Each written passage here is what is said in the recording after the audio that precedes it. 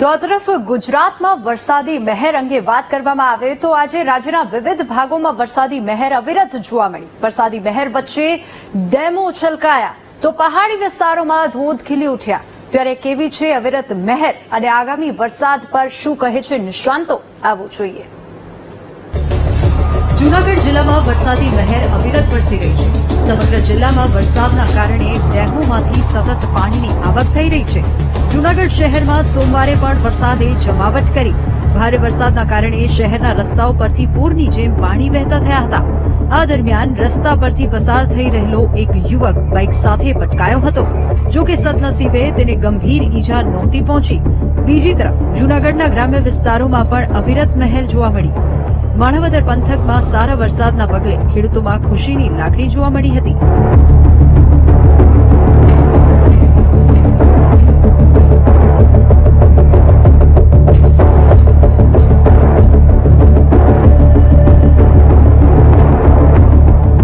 રાજકોટ જિલ્લાના ગ્રામ્ય પંથકમાં પણ વરસાદી માહોલ જોવા મળ્યો। ખાસ કરીને ધોરાજીમાં વરસાદી માહોલ જામતા શહેરના ચકલા ચોક, સોની બજાર, શાક માર્કેટ વિસ્તારમાં રસ્તાઓ પરથી ઘૂંટણસમા પાણી વહેતા થયા હતા।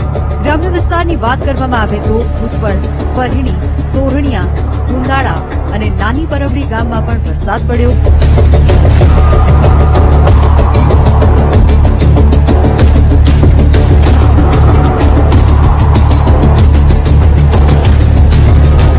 ઉપલેટામાં પણ વરસાદી માહોલ જોવા મળ્યો। શહેરના કાદી વિસ્તાર, ભાદર ચોક, સોની બજાર, સ્ટેશન રોડ અને માર્કેટ સહિતના વિસ્તારમાં વરસાદના રસ્તાઓ પરથી પાણી વહેતા થયા હતા।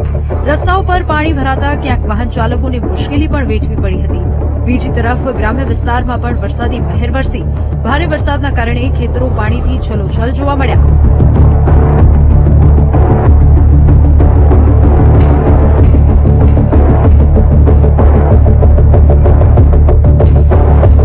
બનાસકાંઠાના પાણીયારીમાં આવેલ ધોધ અને ઝરણા જીવંત થઈ ગયા છે।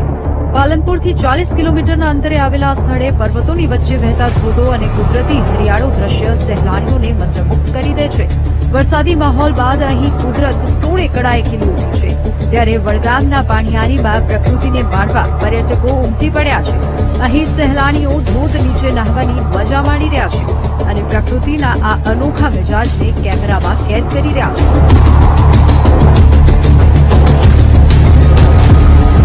વલસાડ જિલ્લામાં પણ પ્રકૃતિને માણવા પ્રવાસીઓ ઉમટી પડ્યા। જિલ્લાના ડુંગરાળ વિસ્તારમાં પ્રકૃતિ સોળે કળાએ ખીલી ઉઠી છે। અહીં ડુંગરાળ વિસ્તારોમાં હરિયાળી છવાઈ ગઈ છે। રોહિયાળ તલાટ ગામ નજીક આવેલા 5 પાંડવ કુંડનો અદભુત નજારો કેમેરામાં કેદ થયો છે। કોલક નદીનો નજારો દરેકના મનને મોહી લે એવો છે। ખાસ કરીને રોહિયાળ તલાટ ગામ નજીક આવેલા સ્થળે કુદરતના આ દ્રશ્યો જાણે કે ચિત્રકારના કેનવાસ પર જીવંત થતા હોય તેવા લાગે છે।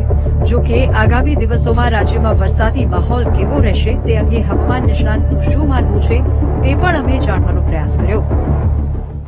કે બંગાળના ઉપસાગરની સિસ્ટમ અને અરબ સાગરની સિસ્ટમ આ બંને સક્રિય થતા લગભગ તારીખ 3 જુલાઈથી